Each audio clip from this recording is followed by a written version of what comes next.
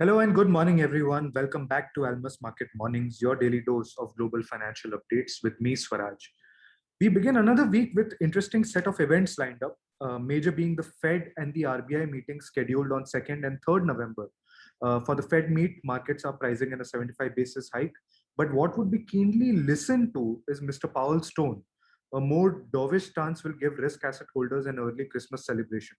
While our central bank is bound to give their commentary on the persisting inflation, uh, what I would like to know is, PR, since the last time RBI came out with an out of cycle meeting, they had a surprise waiting for the markets. Would this time be something somewhat similar?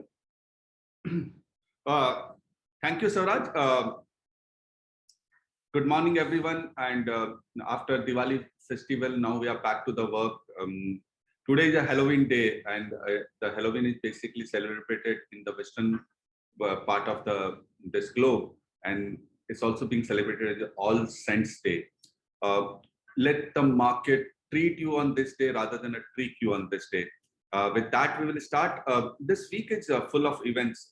There is a Fed policy meet on 2nd November, Bank of England on 3rd, RBI meeting again on 3rd, then there will be a non-farm payroll data on 4th. And after that, US midterms and US CPI would also be coming. So event specific market volatility will be increasing. Now, there is some kind of a sense that Fed might be a lesser hawkish this time, but every meeting there is some this kind of a conversation. All those guys who believe that there will be a lesser hawkish, till now they have been disappointed. Let's see what happened this time, and we will be building scenarios around this. Now, coming back to a few of the data points which got released, PC core inflation in US released last time and it failed to moderate and it still remains high. Employment cost index also is slightly lower, but still ruling very high. Now, all this showing that the inflation is not going to go away in a hurry, and that will have an impact on FOMC meet, and they might not tweak any of the language. Japan continuously to respond to higher inflation via fresh fiscal stimulus, because they think that the fiscal stimulus will keep the market economy going on, and this is likely to keep yen weak. On the other side, they are basically intervening at 150 plus. The other data set which came is both US and GDP grew more than expectations, showing more resilience on higher energy prices and higher inflation. We would be watching the forthcoming data, how long this can hold like this. The other important thing which has happened is Russia has exited from grain deal. The pact which had been signed in July had tempered the wheat prices. Now they have moved out of this, and that can have an impact on wheat prices and the other grain prices, and that can further aggravate the inflation. And this is going to be a quite tricky one. Now, in a quite a contrast turnaround, now UK financial situation, it basically both Rishi Sunak and Chancellor Jeremy Hunt are exploring how to increase the tax numbers and cut the public spending, which can fill a hole in public finances. And this is the path which probably they would be looking at some way how to fill the fiscal gap. And that would be an interesting one to watch.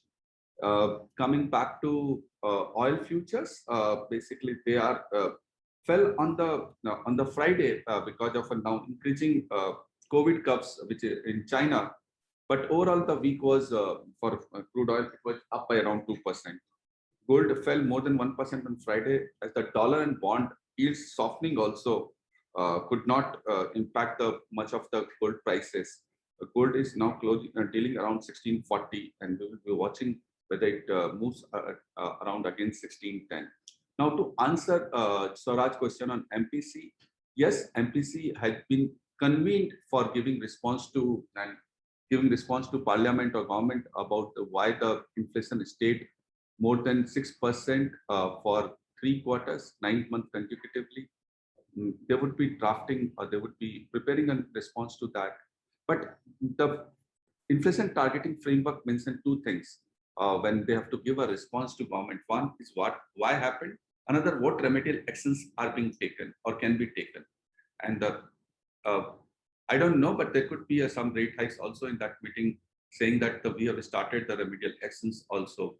And that all depend on the rate action, might depend on how hawkish US FOMC would be on the 2nd November. So they would have a benefit of a outcome of an FOMC meeting, and they might decide on basis of that how they are going to. As of now, there is no mentioned agenda that they would be discussing on rate action, but I think they can always have that scope to that. That's all from me. Have a nice day. Thank you. Thank you so much, Pankaj. And as Pankaj mentioned, it's an event-filled week with the Fed meeting, RBI meeting, Bank of England meeting, and the US midterms. And of course, we have been seeing that the PCE has failed to moderate, and adding to the inflation worries, Russia has also backed out from the Green Deal. So of course, there are many narratives which play out before Fed meetings, whether Fed will keep hiking rates, which has played out as of now, and going forward, whether dollar long holders will continue to celebrate. That of course time will tell. So it's event-filled week. Keep managing your risk. That's it from us today. Thank you so much for listening.